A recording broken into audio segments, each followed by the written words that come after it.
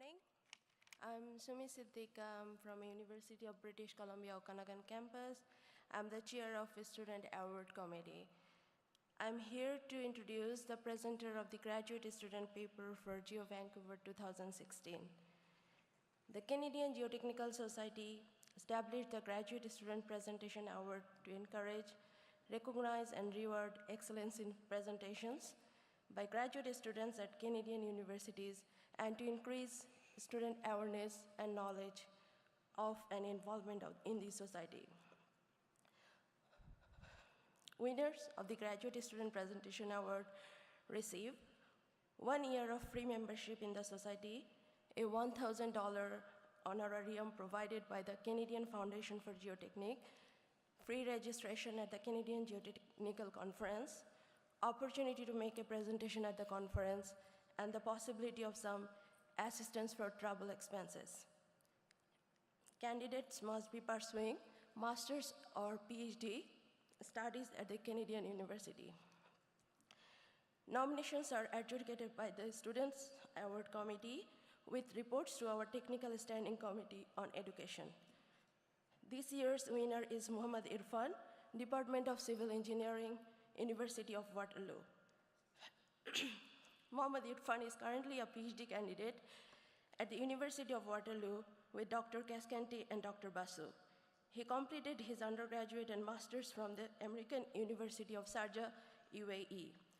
He is working on evaluating loading frequency effects on dynamic properties of soils using resonant column and Bender element test equipment. He is working on advancing the understanding of actual Bender elements behavior in soils using a transparent soil and a state-of-the-art laser vibrometer.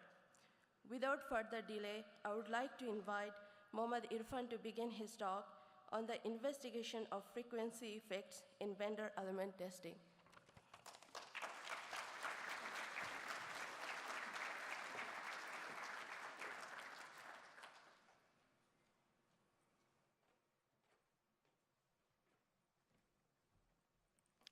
Thank you, Dr. Sumi.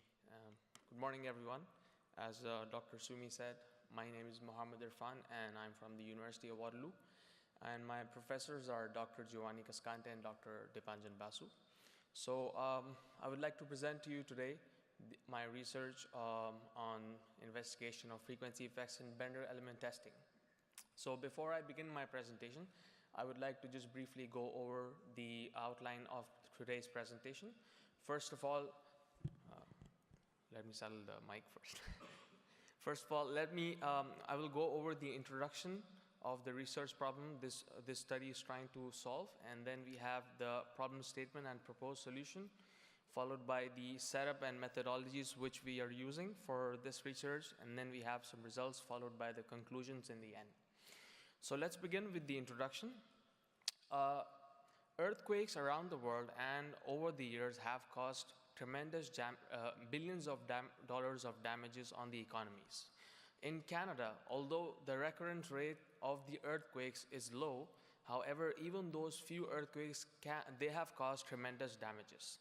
So here in these pictures, we have two of those few earthquakes in the past. This one happened in British Columbia in 1964, and this one in 2010 in Quebec.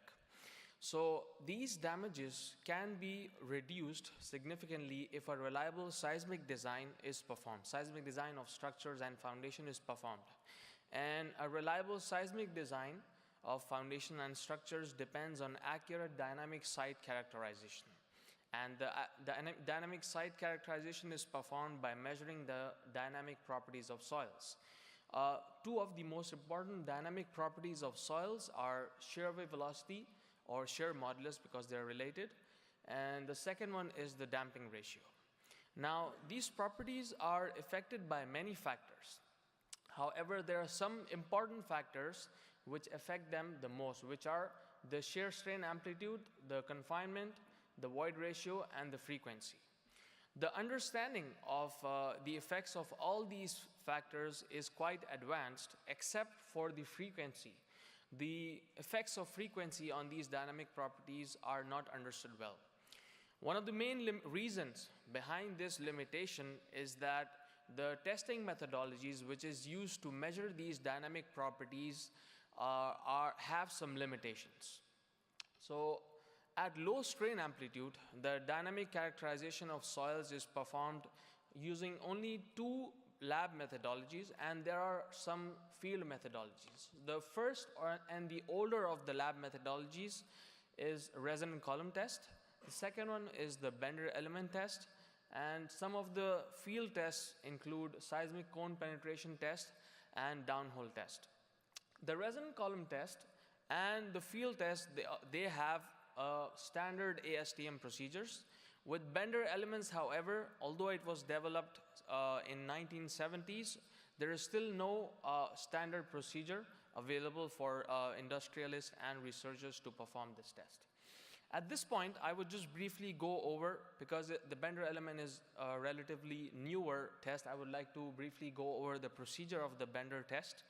So in Bender elements, we have two piezoceramic transducers inserted at two ends of the soil sample.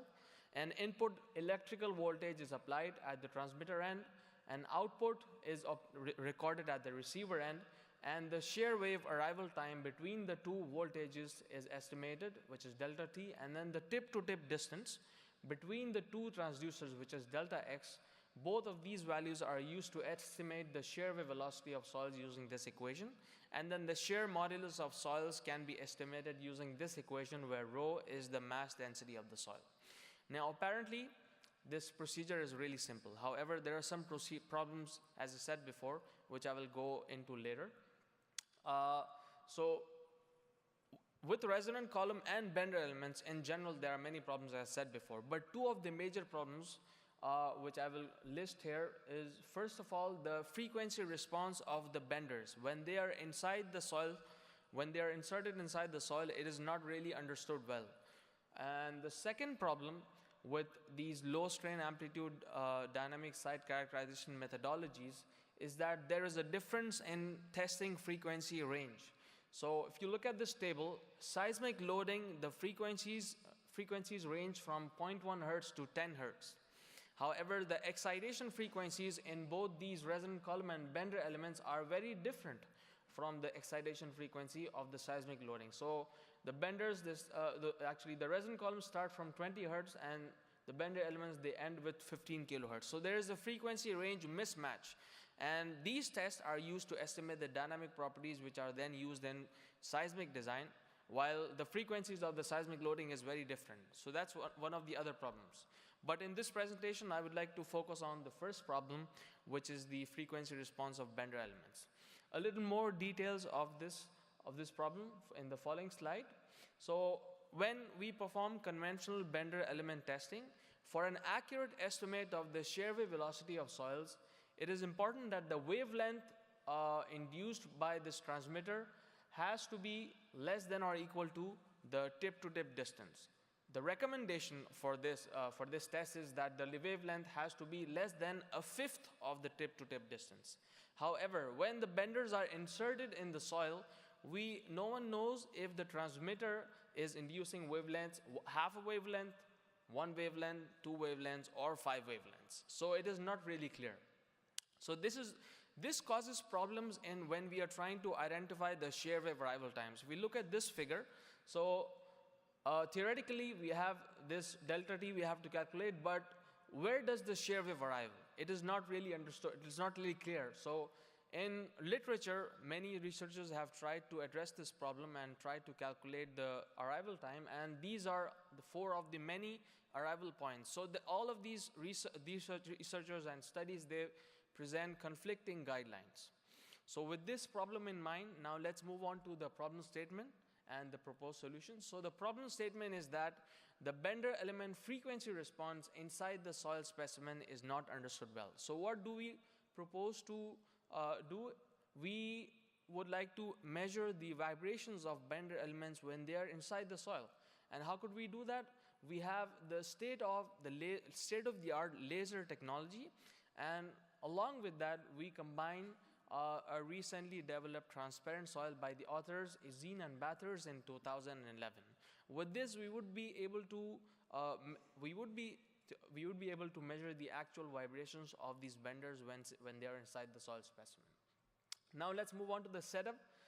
So because this is relatively a newer setup, I would like to first show you some photographs. So the laser vibrometer, and by the way, in this presentation, I will show you the results for only the measurements with the transmitter. So in this picture, we see the laser head, which is part of the vibrometer. It is shooting the laser on this transmitter.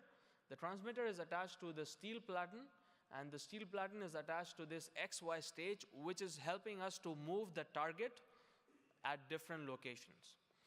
The XY stage and the laser head, they are both attached to this isolation table. And the isolation table, because the vibrations are so low amplitude, it is important that we try to prevent the measurements being affected by the ambient vibrations. So the isolation table helps us eliminate the ambient vibrations. A closer look at the steel platen. So here we have the O-ring, and then the transmitter, and the laser beam is shot. And this is the base pedal, which is part of the resonant column setup we have in University of Waterloo. And now this picture shows us the same thing, except that now we have a plexiglass box, which was made for this research, and we had the plexiglass box placed on the steel platen, and we have the base of the plexiglass box was intruded for the diameter of the steel platen, and there was, as we saw before, there was an O-ring, so there was a groove made in the steel platen for placing that O-ring, and the plexiglass box will sit nicely and seal the space between the plexiglass base and the steel platen. So we would be using liquids, we might be using liquids, so in order to avoid the leakage of the liquid between from the space, we had this O-ring in that space. So a closer look at the plexiglass box. Here we have the water level. Again, the laser beam is shot onto the transmitter. Everything else remains the same. The transparent soil, as I said before, is made up of two components. First is the fuse quartz. This picture shows us the fuse quartz, the coarse size on the left side and the fine size on the right side. It's compared to the size of the tablespoon. That is combined with the mixture of two mineral oils. So when fuse quartz act as the soil skeleton, and then when we put the mineral oil, it results in a transparent soil. This picture shows the black spoon, which is held by a hand, and then we put the black spoon, which is actually it is visible from outside, but it is actually standing in between the fuse quartz. So it's a raw sample, transparent sample, which we used in this for this study. Now, with this schematic, I will show you, which is the whole setup schematic of the whole setup. Here we have the function generator, which sends an input pulse onto the transmitter. The transmitter vibrates.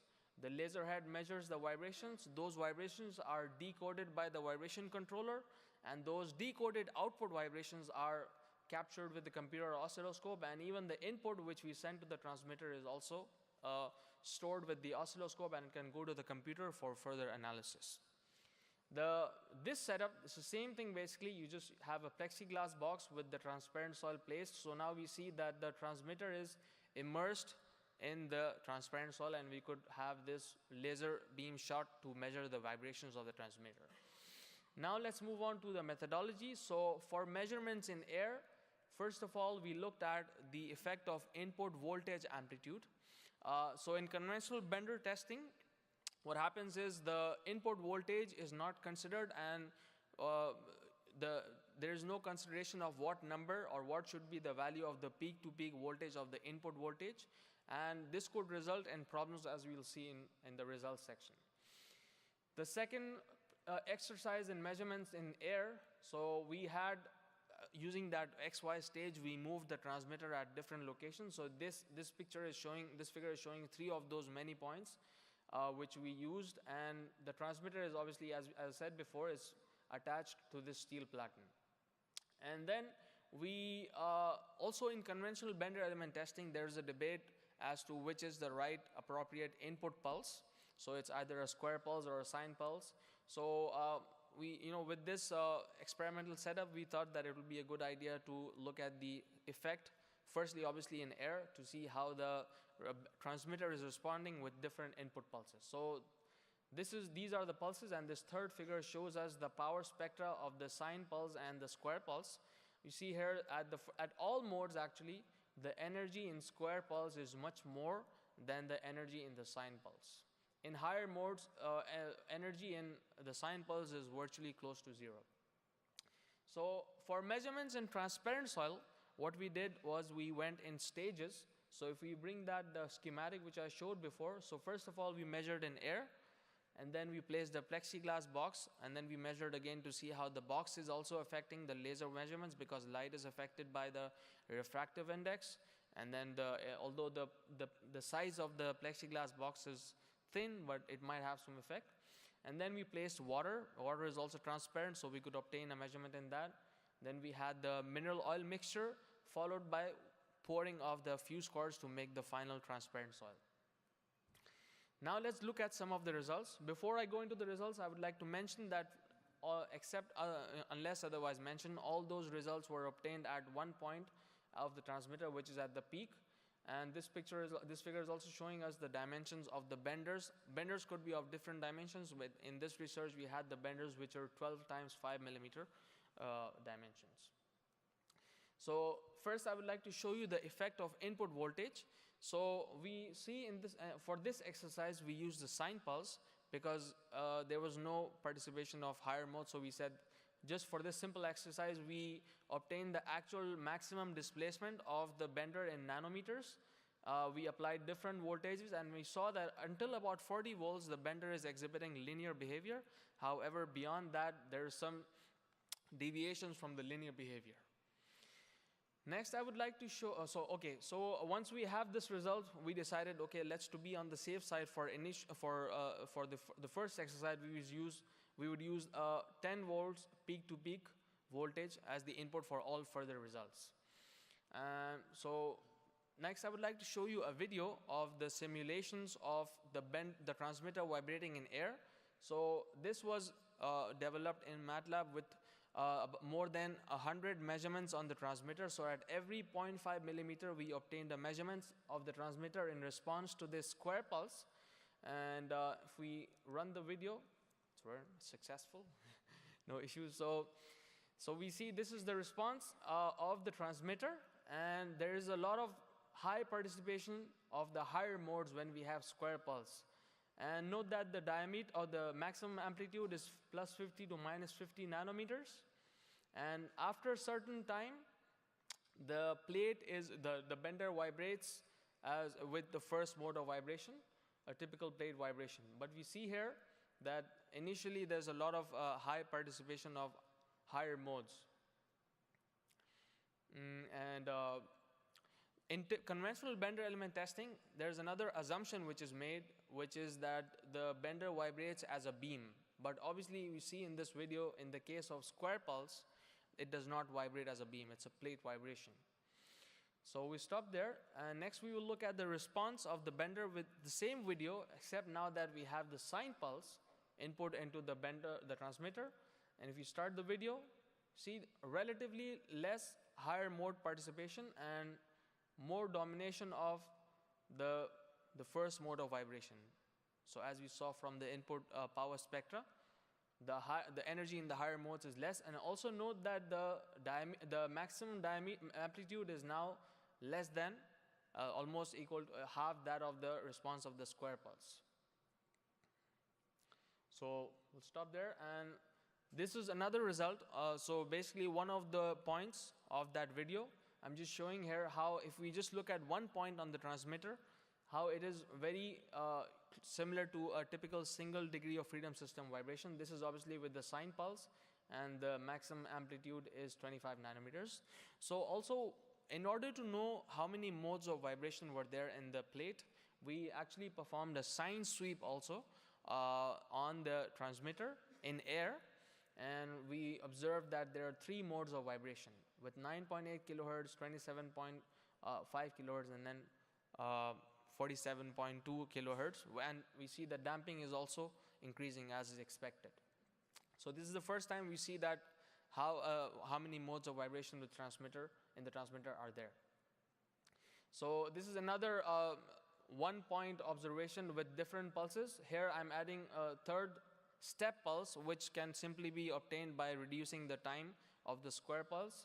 And we see that the amplitude, the maximum displacement is for sine is now 60% less than the one in the square, and the step pulse is actually, in this maximum amplitude, is higher than the sine pulse. So because of the spike in both the square and the step, there is higher maximum amplitude in these two cases. If you look at the frequency spectra of the three signals, that's the whole spectra from 0 to 50 kilohertz. And obviously we had the input pulse as sine, so sine pulse, as we recall, higher energy, very less energy in higher modes. So first mode is what is which has the maximum energy, and this is a zoom in as the first mode. At the first mode, we have the sine pulse, which is more energy than the step pulse, because sine pulse is the frequency was 9 kilohertz, which is very close to the resonance frequency. So we sort of concluded that is why the amplitude at the first mode is higher than the step pulse. However, again, we see that the square pulse is actually greater than the sine pulse also for the first mode. And also the frequency, in all the three cases, the first mode frequency is matching very closely, as was expected. The second mode is, if you note, this magnitude here is 0.06 compared to 1. So the magnitude is very low, and we see some discrepancies in the second mode frequency because of the involvement of noise in the measurements. And with square and pulse, there's very less difference in the frequency. However, the energy of higher modes in the case of sine pulse was so low that the Fourier spectra could not detect a peak in that case. This was amplified quite a lot to obtain this peak, and still it is quite different from the frequency in the case of square and sine pulse. Now let's look at this table. So obviously, when we have conventional Bender element testing, we have samples with a complex setup. So we have viscous samples, clay samples, sand, and different density samples. So as a start, we thought it would be really useful to look at, just with the liquids, if we change the viscosity of the liquid and the density and measure the vibrations of the transparent soil. Obviously, in future, we would look at the actual soil with different viscosities. But looking at the liquids itself, this is the mineral oil mixture with density least amongst the four, and then we added sugar, a sucrose solution, and still it was transparent, but with higher viscosity and higher density than mineral oil and water. So all these measurements were at 25 degrees Celsius. So this is the properties of the liquid. Now let's look at the time signals. First of all, before going into the liquid measurements, as we recall, we took the measurements with plexiglass alone, just to look at what was the difference, and there is very less difference when we compare that with the measurements only in air. But if you look at the difference, it's about 2%. So obviously, because of the thickness of the plexiglass, there was some influence of the thickness of the plexiglass wall, but it is really low compared to the measurements. And now let's look at the time signals of the four liquids. So the results are with increasing mass density. The oil with the least mass density has highest amplitude, and obviously when we see that we are increasing the mass density, the maximum displacement is decreasing. And sugar with higher concentration has the least maximum displacement.